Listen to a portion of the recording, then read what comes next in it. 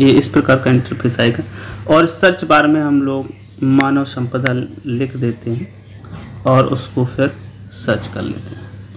तो जैसे ही मानव संपदा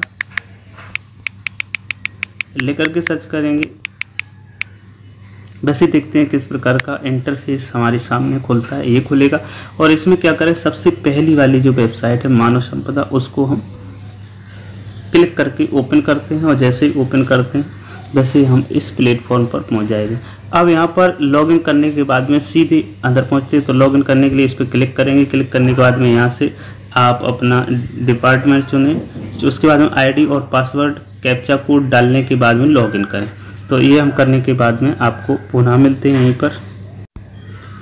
अब यहाँ पे जो ये ग्रीन कलर की पट्टी दिख रही है इस पे कई एक ऑप्शन है। जैसे पहला जनरल है और जनरल को यदि हम क्लिक करेंगे तो यहाँ से जो हमें डॉक्यूमेंट अपलोड करना है या व्यू करना है उनको कर सकते हैं। ये लीव मॉड्यूल है, आप छुट्टी किस प्रकार से ले सकते हैं। यहाँ से क्लिक करने के बाद आप अपना CL या मेडिकल अवकाश जो भी लेना चाहें उसको यहाँ से अप्लाई कर सकते हैं। उसके बाद में ट्रांसफ़र मॉड्यूल है, आपका ट्रांसफ़र कहाँ से कहाँ के लिए कैसे किया जाता है ये है। और उसके बाद में मेन चीज़ पे हम आते हैं जो ये वीडियो जिसके के लिए बना रहे हैं। तो जो उपस्थिति की बात है कि किस प्रकार से जो पावना है हम ऑनलाइन भरेंगे और उपस्थिति अपनी ऑनलाइन दर्ज करवाएंगे, उसी के द्वारा हमारा जो पे होगा वो बनेगा। तो इसमें जो पे रोल लिखा है इसको क्लिक करके समझते हैं।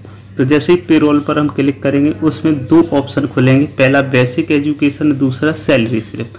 अब चूंकि सैलरी स्लिप यहाँ पर अभी तक अपडेट नहीं है इसलिए ये यहाँ से ओपन तो होगा लेकिन नो डेटा फाउंड लिख के आता है। चलो देखते हैं। सैलरी स्लिप ओपन किया और इसके बाद में ये आपका ईयर आ रहा किस साल का किस महीने का। सपोज दैट में इसी जो दिया गया उसी को क्लिक करके सर्च करते हैं। तो जनवरी माह का देखते हैं क्या इसमें रिकॉर्ड है। अब जनवरी माह का जो ये ओपन होके जो आया है तो इसमें कुछ भी अभी लिख के नहीं आ रहा है क्योंकि अभी तक ये अपडेट नहीं किया गया है। लेकिन फ्यूचर की दृष्टि से बताना चाहूँगा ये इसी प्रकार से आपको यहाँ से अपनी सैलरी स्लिप मिल जाया करेगी। सैलरी का डेली का डिटेल आपको मिल जाया करेगा। अब देखते हैं मेन पॉइंट पे आते हैं जो हमें इसमें देखना है। तो जो पे रोल जो है उसको क्लिक करने के बाद जो 2 ऑप्शन खुले, बेसिक एजुकेशन और सैलरी स्लिप। तो सैलरी स्लिप का सिस्टम इसमें मैंने आपको शो कर दिया। अब हम लोग बेसिक एजुकेशन पर क्लिक करेंगे और जैसे ही बेसिक एजुकेशन पर क्लिक करेंगे यहाँ पर मेरे पास 2 पॉइंट मिलेंगे। ये जो 2 पॉइंट है ये बहुत इम्पोर्टेंट हैं, इनको समझना आवश्यक है। तो ये जो 2 पॉइंट हैं इनको समझना आवश्यक है।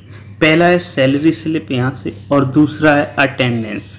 तो जो अटेंडेंस होगी वो आप यहाँ से ऑनलाइन क्लिक करके लगा सकते हैं। तो देखते हैं किस प्रकार से लगाएंगे। वैसे अभी जो मैंने खोल के देखा है तो अभी ओपन होता है लेकिन इसमें कोई डाटा अपडेट नहीं है इसलिए कुछ भी इसमें ओपन होके नहीं आ रहा है। और सैलरी स्लिप वाला मैंने आपको पहले ही ओपन करके दिखा दिया कि वहाँ पर कुछ भी अभी लिखा हुआ नहीं आ रहा है। तो चलो अटेंडेंस को क्लिक करके देखते हैं। तो जैसे ही हम अटेंडेंस को क्लिक करेंगे वैसे ही हम यहाँ पर आ जाएंगे। अब यहाँ पे आने के बाद में क्या करना होगा, मैं फिर से 2 ऑप्शन खुल के आ रहे हैं और पहला जो ऑप्शन है वो आपका है फिल अटेंडेंस और दूसरा है लॉक अटेंडेंस डेटा। तो लॉक अटेंडेंस डेटा जो दिया गया है इसको लॉक करने से पहले क्या क्या सावधानियाँ आपको रखना है उनको मैं बता देता हूँ। तो जो ऑनलाइन उपस्थिति दर्ज करने की कार्यप्रणाली है विद्यालय के लिए वो ये पॉइंट्स कुछ दिए गए हैं, ये इम्पोर्टेंट हैं, इनको जानना बहुत ज़रूरी है। उसके बाद में पुनः वहाँ पर मैं प्रैक्टिकली वो चीज़ बता दूंगा किस प्रकार से करना है। तो देखते हैं ये डॉक्यूमेंट आपको प्रोफार्मा 9 यानी कि जो उपस्थिति हम लोग दर्ज करते हैं प्रारूप 9 पर जिसको भेजते हैं, जो अभी वर्तमान में प्रत्येक माह की 16 तारीख से और अगले माह की 15 तारीख तक की भेजी जाती है, उसी के बारे में है ये ऑनलाइन प्रणाली। तो इसमें क्या करना होगा, कार्यप्रणाली के बारे में विस्तृत जानकारी देता है।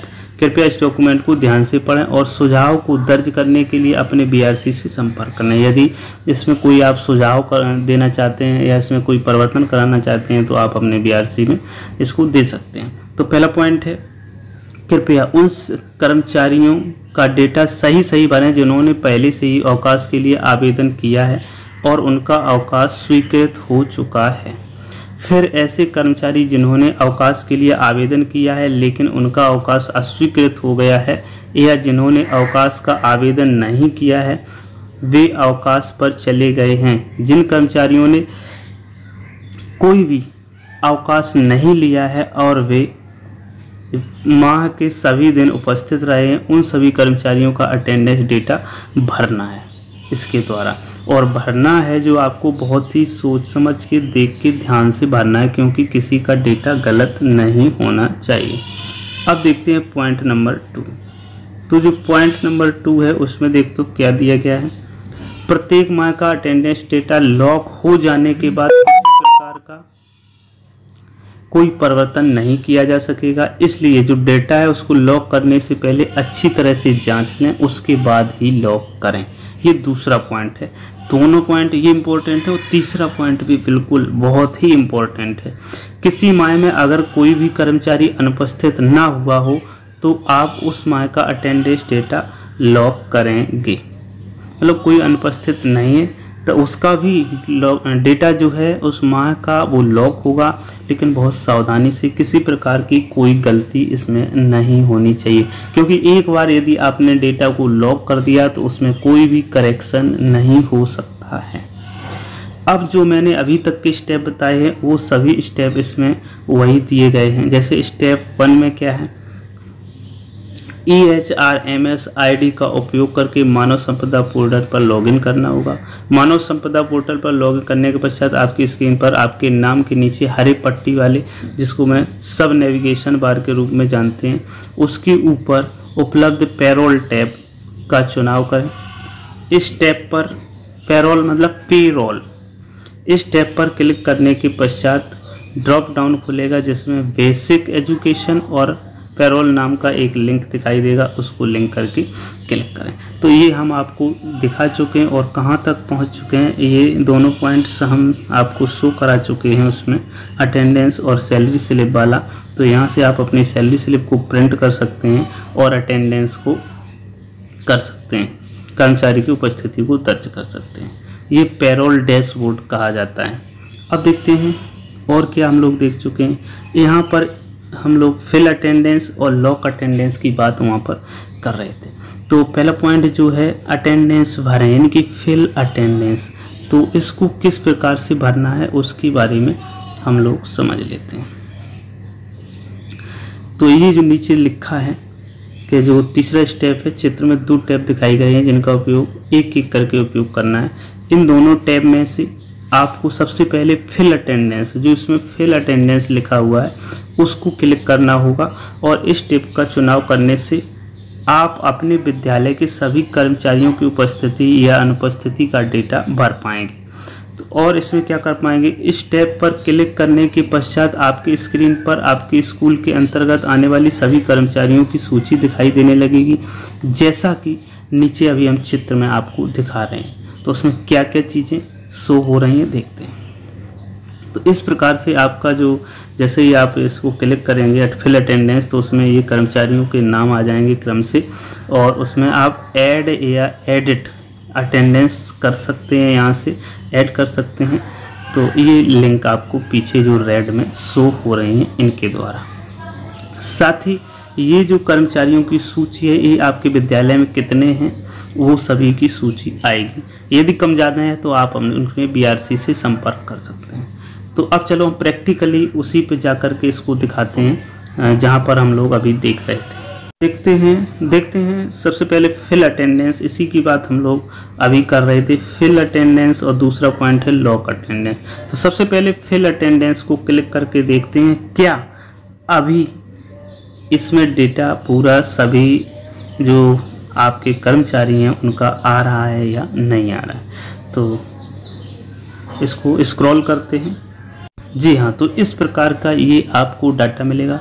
यहाँ पर हमारे विद्यालय में 4 कर्मचारी हैं, चारों कर्मचारियों की आईडी दी गई है और उस आईडी के साथ साथ इसमें आपको नेम, फादर्स नेम और डेजिनेशन यानी कि पद कौन सा है वो दिया गया है, और यहाँ से आप एक्शन में ऐड या एडिट अटेंडेंस कर सकते हैं।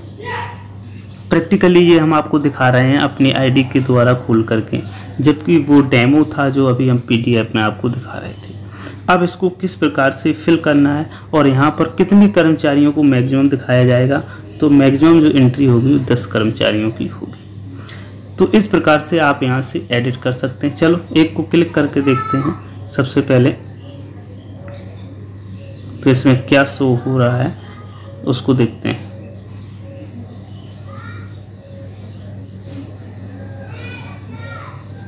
तो यहाँ पे इस प्रकार का ये ओपन होके आएगा पेज, और इस पेज में पेरोल मैनेजमेंट सबसे ऊपर लिखा हुआ है, पेरोल मैनेजमेंट।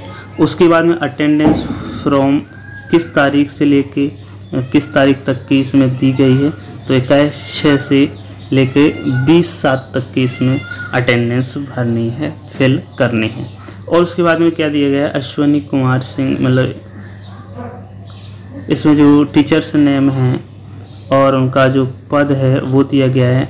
अब लीव कब से कब तक इन्होंने ली है वो आप यहाँ पर एंट्री कर सकते हैं, किन किन डेटों के बीच में लीव ली है, और उसमें नंबर ऑफ लीव्स, और उसके बाद में रीजन ऑफ लीव्स, किस प्रकार की लीव है, रीजन ऑफ लीव को सिलेक्ट करना है, जैसे अर्नड लीव है, कैजुअल लीव है, मेडिकल लीव है, या स्टडी लीव है, या चाइल्ड केयर लीव है, या मैटरनिटी लीव है, पेरेंटिटी है, ऐसे जो भी, और लीव विदाउट पे। तो इस प्रकार से जो भी है उसको आप फिल करने के बाद में यहाँ से सबमिट कर देंगे, और यहाँ से सबमिट जैसे ही कर देंगे उसके बाद में यहाँ से बैक आएंगे, और बैक आने के बाद में आप फिर से उसी पेज पर आ जाएंगे जिस पेज पर टीचर्स का डिटेल दिया गया है। तो इसी प्रकार से आप जो भी टीचर्स हैं आपके में, उन सभी टीचर्स का डिटेल आप भर सकते हैं। हम लोग पुनः और बैक चलते हैं। तो जैसे ही बैक आएंगे तो आप फिर से वहीं पर आएंगे फिल अटेंडेंस और लॉक अटेंडेंस पर।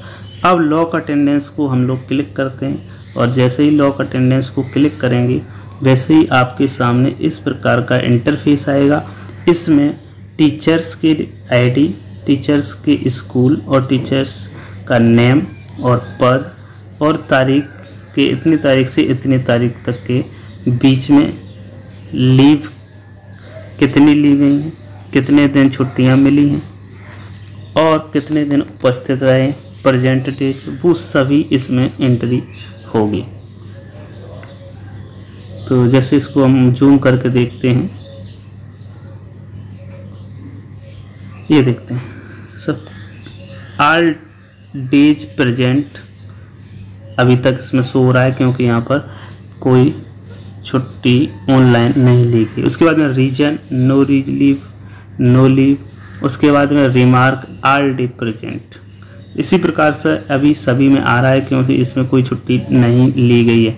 तो इस प्रकार से आप आसानी से इसमें ऑनलाइन भर सकते हैं। और उसके बाद में जब आपकी एंट्री हो जाए तो यहाँ पर हम लोग देख रहे हैं जो लेफ़्ट साइड में बॉटम में लॉक लिखा हुआ आ रहा है, इसको यहाँ से जब एंट्री हो जाएगी उसको लॉक कर देंगे। तो इस प्रकार से आपका जो पावना है यानी कि प्रारूप 9 है उपस्थिति वाला, वो चला जाएगा ऑनलाइन। अब देखते हैं उसी पीडीएफ को